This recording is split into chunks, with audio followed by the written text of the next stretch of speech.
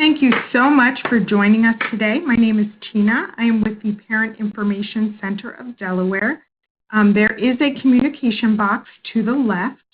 If you have any questions or concerns, if you can't hear me, and you can identify that it will only go to me, so I will be the only one seeing it.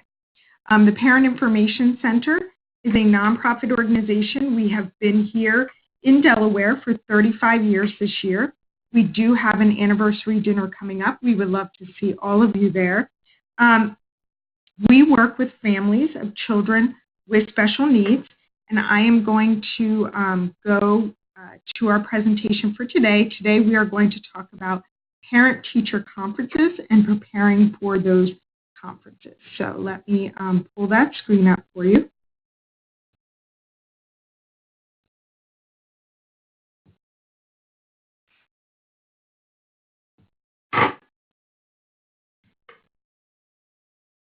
So, our mission is to advance effective parent engagement in education.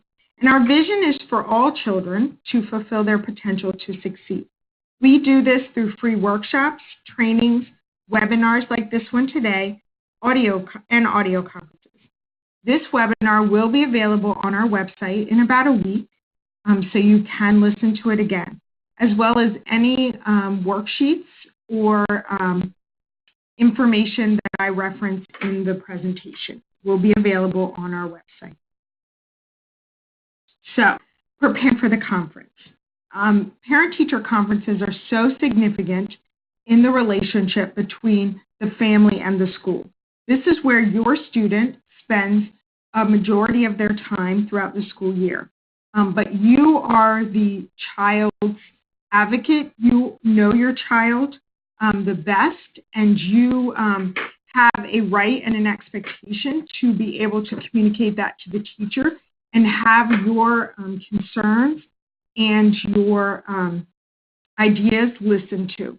So we here at the Parent Information Center take parent-teacher conferences very seriously, and we have a lot of information to share. So in preparing for the conference, an evaluative question for you is, how is your student doing so far? So there are many ways to get this information. Our recommendation is that you ask your child and you write them down. So talk with your child before the meeting. Ask them, what are your strongest and weakest subjects? What subjects do you like the most or the least? Is there anything they would like you to speak with the teacher about? Make sure they understand that you and the teacher are meeting to help them so they don't worry about the conference. Some schools have even gone to a model where the child is included in the parent-teacher conference. We do have a fact sheet called Talking with Your Child's Teacher that basically just identifies these steps and writes them down so that you will have them in front of you to consider and review. We do encourage you to prepare notes beforehand, prepare questions, but keep it to within 3 areas to address within the scheduled time frame. Because most parent-teacher conferences are about 15 minutes to a half an hour. So there will be a time that is scheduled for you to have this parent-teacher conference. If this time is not appropriate for you and your child, we definitely encourage you to call the school, ask if the teacher is available at a different time, a different day, because you have specific concerns that you would like to talk with them about. Also, if you are working during that time, or it's not possible for you to be available, definitely call the school and ask, because it's critical that you be able to talk to the teacher. At this point in the year, they have had a few weeks to get to know your child, and so that you can put the foundation down for a productive year with the teacher. So, when preparing the questions, there are lots and lots of websites and information that you can include in those questions. So I'm going to go over a few questions that you can ask. If your child has a special need, which most of our families do, you will want to include questions that are tailored for that child and your family. These are just some basic questions that you might consider asking the teacher. So some of these questions include, what is my child expected to learn this year? How will this be evaluated? What are my child's strongest and weakest subjects? Give me some examples of these strengths and weaknesses. Does my child hand homework in on time? What types of tests and evaluations will my child have to take this year? How are my child's test-taking skills? How are my child's social skills? Does my child seem happy at school? Have you noticed any unusual behaviors? How are grades determined in your class? Does my child work better in groups or alone? How does my child get along with others, other adults, and other children? What are some opportunities for me to become involved at the school? So these are just some basic questions that you might want to ask. Here are some additional questions that are more specific to children with IEPs or 504s. What is my child expected to know by the end of the year? Is he or she on task to meet this target? What concerns do I have with my child's reading, writing, math, etc.? What interventions or supports are available to my child, and how will we track progress? Important in this discussion, in these questions, is what you have observed. So also be sure to note in there things like, I've observed that my child comes home over the moon when you give my child positive reinforcement. I have observed that my child is always upset on Wednesdays when he comes home. What's happening in the afternoon on Wednesdays? So make sure that you include your observations so that the teacher can talk about anything potentially happening in the school, positive or negative, that may be affecting your child. Share what you know about your child. Remember that you have about a 15 to 30 minute time frame. So in those first few minutes, be prepared to share what you know about your child. And you may be thinking, well, what is the use of sharing what I know about my child to the teacher? Well, the teacher may be seeing a completely different version or different aspects of your child at school.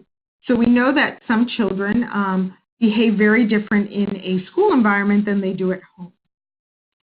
And so what your teacher or the teachers know about your child. There is a student snapshot worksheet that we will make available that you can fill out and take and actually give to the teacher. Many teachers are doing this at the beginning of the year anyway, having families fill out what's called a student snapshot.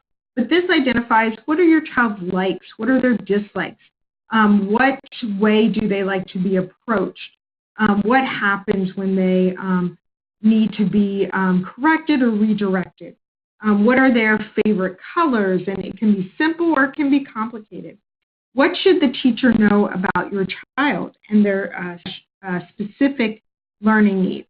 And what should he or she expect from your child and from you?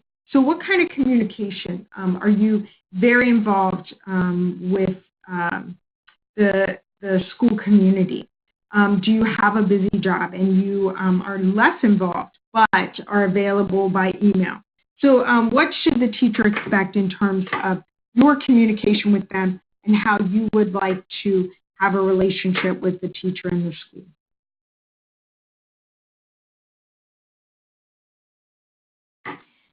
If your student does have individualized education program, or a 504 plan?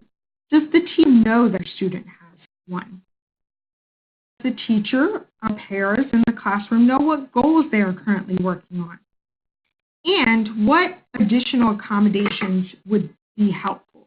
Have they noticed anything that might be added to the current IEP or 504 plan for your student?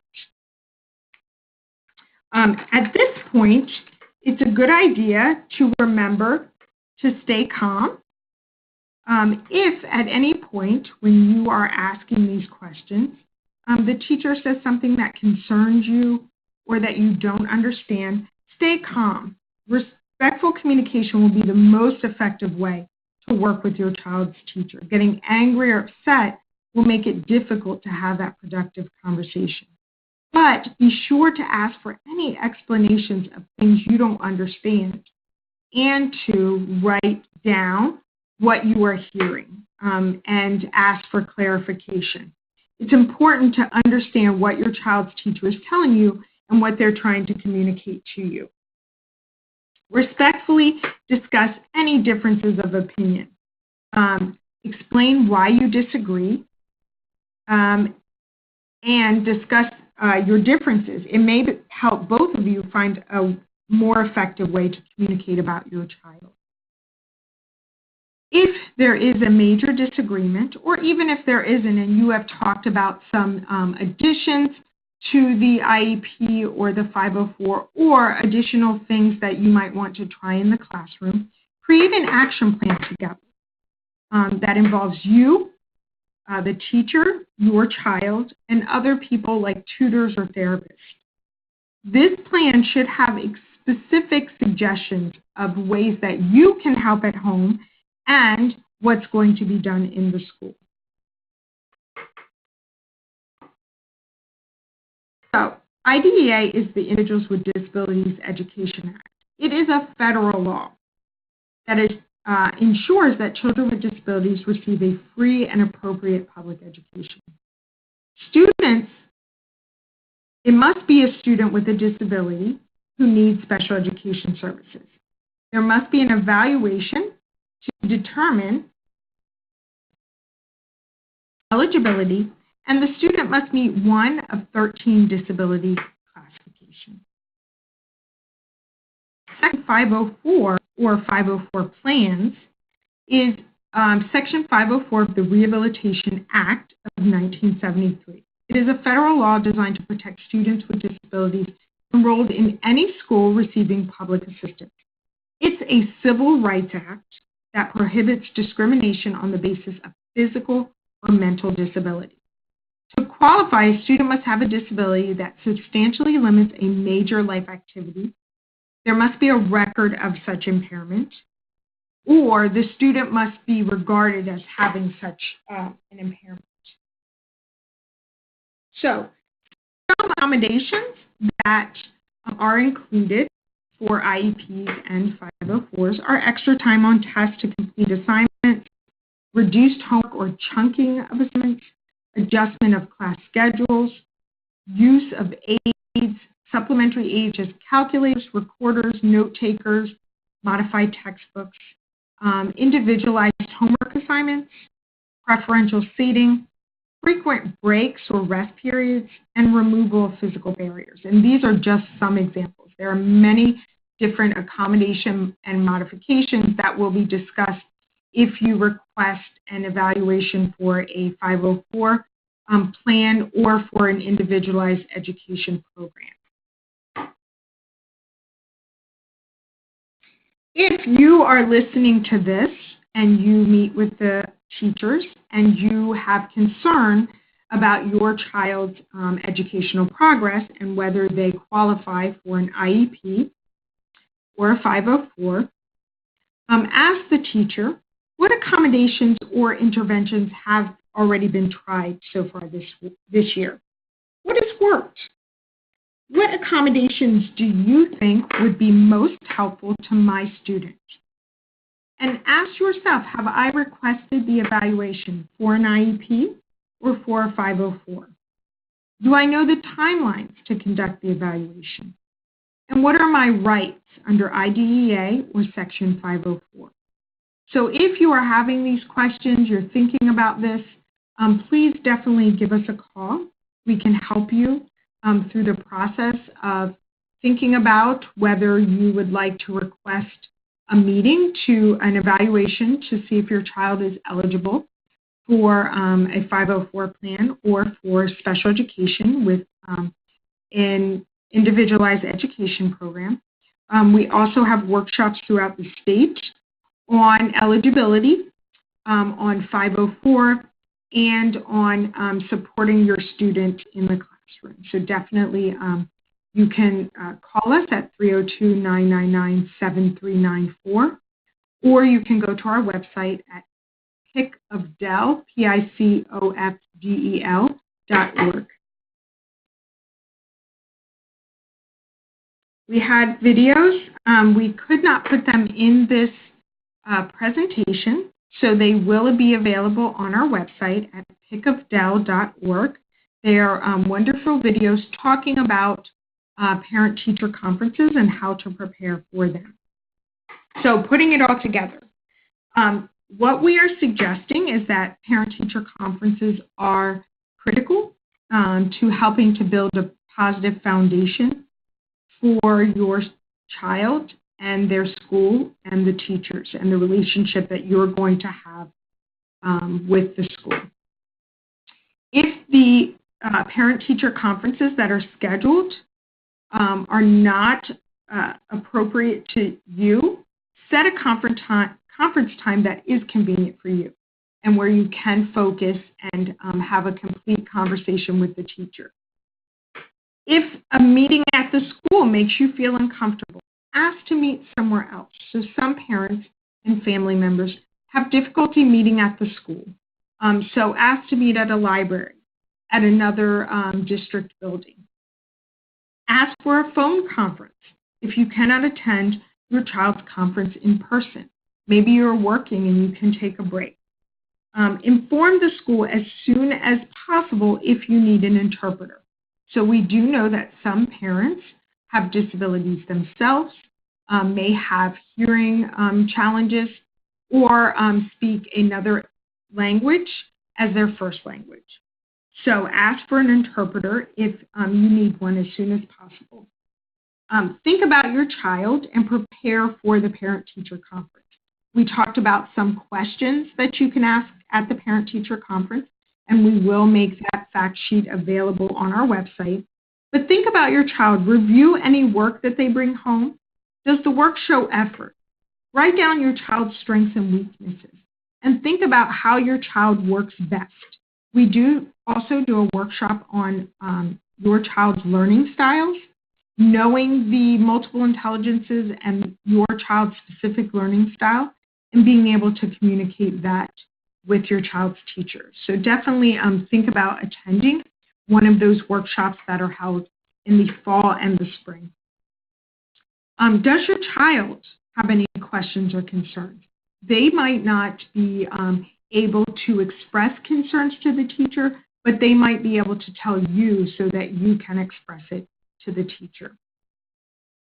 Remember, children do best in school when parents, families, and teachers work together. So we also encourage you to leave that parent-teacher conference with an action plan. If you have any concerns, if there were any suggestions that were made, definitely work an action plan with specific steps and a timeline. Keep in touch with the teacher. So we recommend sending an email with what was discussed at the parent-teacher conference, any action plan steps that were created, and a thank you. A thank you for meeting with you, for being willing to brainstorm with you, and for keeping in contact as the year progresses. This will strengthen the parent-teacher partnership, and it will be an important part of your child's success in school. When he or she sees his parents, teachers working together, he or she will understand that their well-being is a top priority at school and at home. If you have any questions or concerns, please feel free to give us a call. We can help you with this process, understanding your child, writing out questions, communicating better with the school and with the teachers, requesting evaluations for a 504 plan or an individualized education program, or dealing with any conflict that might already be present in the family and school relationship. Once again, you can reach the Parent Information Center at 302-999-7394 or on our website at pickofdell.org. You can also email us at pickofdell@pickofdell.org.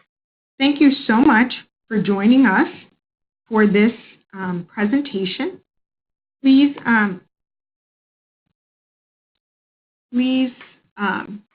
fill out the survey that will be sent to you at the conclusion of this. We do use that to inform us when putting together future presentations. And also, please check out our website. All the information on there, the videos, and the future workshops. Thank you.